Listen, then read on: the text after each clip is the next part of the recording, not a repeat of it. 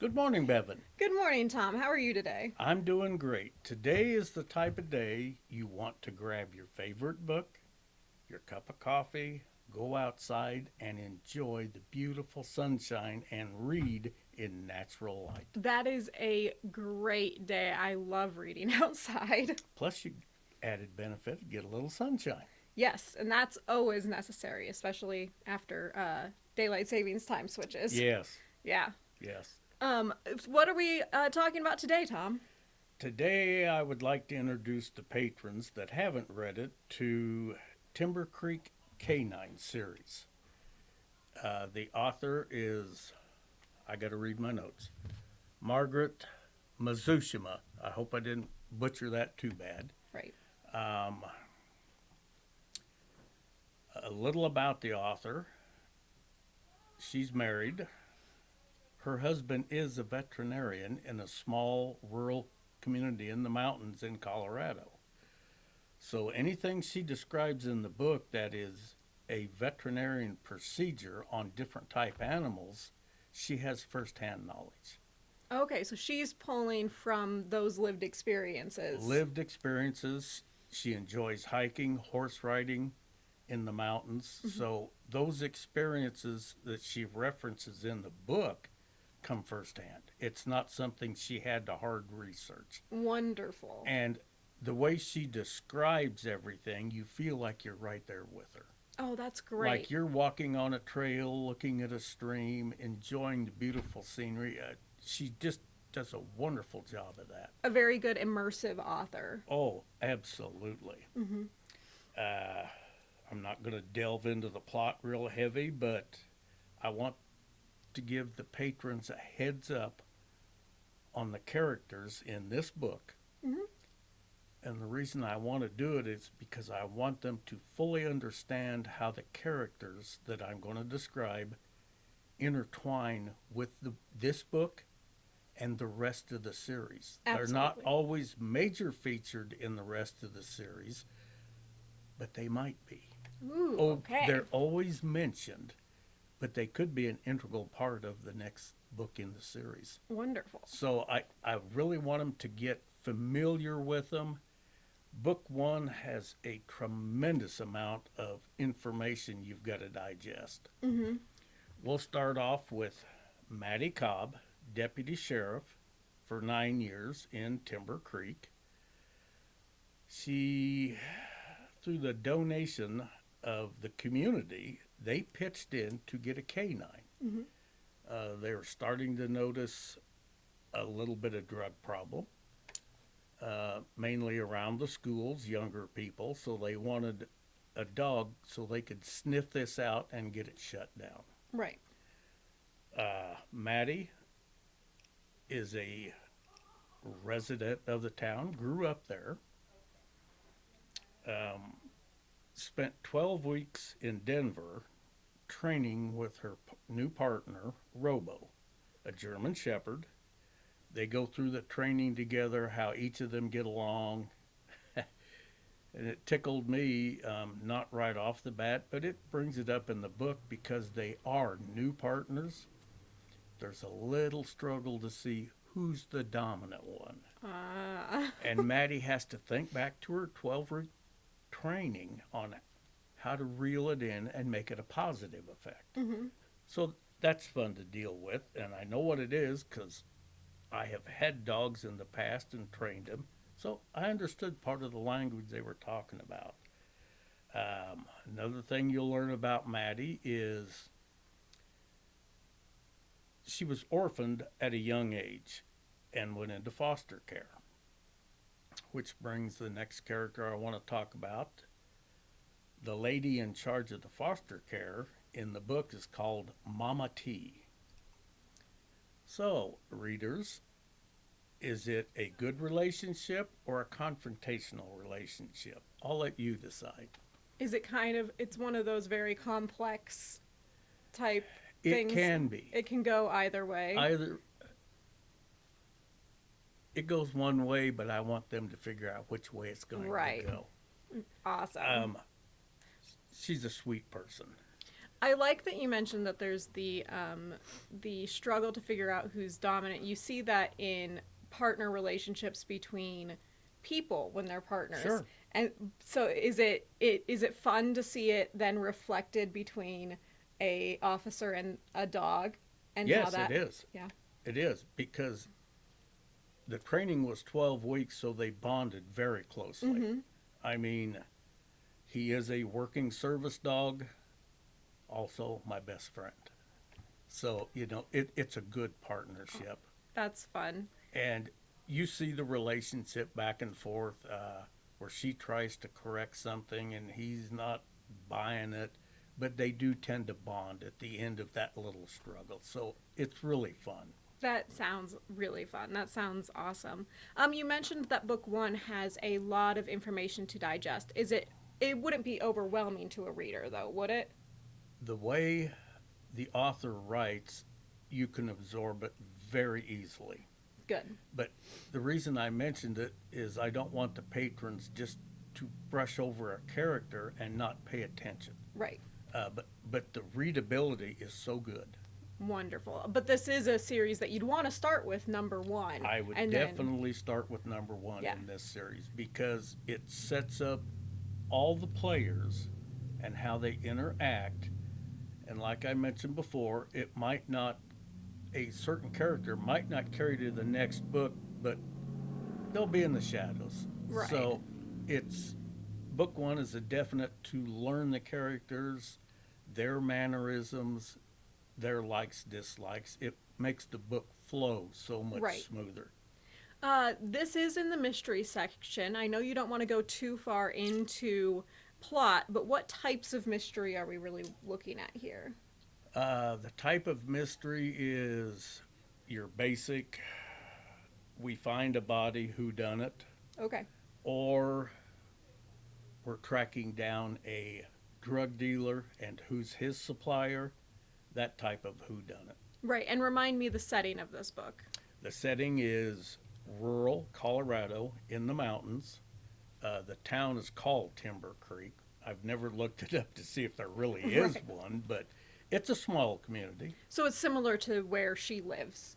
Yes, And- very yeah, similar okay. to where she grew up and lived with her husband. Yes. Perfect. Yeah. Moving down the list, we discussed Maddie, Robo, the German Shepherd.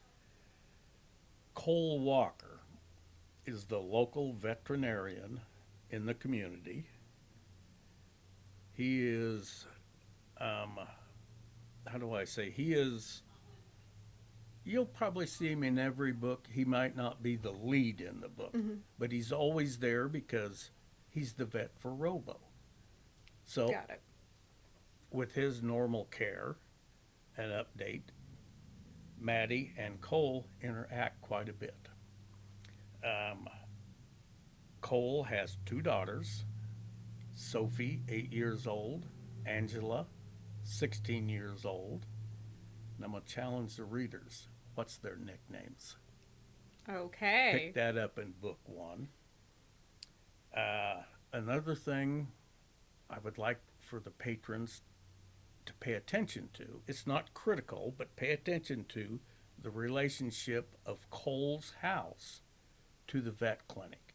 It's not a great distance, but in future books, that distance will play into the plot. Right. So understand the setup of Cole's house, Mhm. the setup of the vet clinic, because a lot of that takes place in those two situations. Right. Part of another character you'll meet is a sheriff's deputy that is a detective from the next county. Her last name is La Sosa. She comes in to do the investigation on a body that was found. It was actually Maddie and Robo's first case. Mhm. They were contacted by a Forest Service officer that he had noticed a pickup and trailer sitting at a cabin in a remote area. He went by, the pickup and trailer was gone, but he noticed bloodstains on the porch. So this starts the whole book out there. First case for Maddie and Robo. Nice. And I've got to delve a little into the scene to set up another character. Uh, when Maddie and Robo get to the cabin, they do a perimeter search. They haven't determined yet whether the blood is human or an animal. Mm-hmm. So we don't know at this point. But Robo picks up a scent and off they go. And they make a loop and they come up to a scene that's described as in the timber, but a lot of underbrush. Mm-hmm. And there's growling coming from the underbrush. And Maddie don't know whether it's a bear, another dog, because she can't see through it, and she's worried about her partner. So she goes in and notices another dog. And the dog has been digging and has dug up a body. Mm. And Maddie was looking at the situation thinking, strange, the dog must be familiar with this person because the dog has licked the face clean. Right. And she notices it's a teenage girl. Mm-hmm. And she very calmly puts Robo sit and stay, and she approaches the dog, which is guarding the burial site, Right. and notices that it's injured, and it has a collar with the name Bella. So once she starts using Bella to address the dog, it calms down. That's key. That is key in the book. Mm-hmm. Because of the dog with the collar of Bella, the description, she takes the dog into the vet in to see Cole, and there's a gunshot wound in the back leg. And Cole, the veterinarian, I just refer him to as the vet, looks at it and says, well, this is so-and-so's dog. She is in my daughter's class. And Maddie can't tell him at this point that she is deceased because it's part of the investigation. Right. And when Cole does figure it out, he struggles with how he is going to present this to his two daughters because they're all friends. Right. And it's, he's dealing with how do I explain this to my two girls?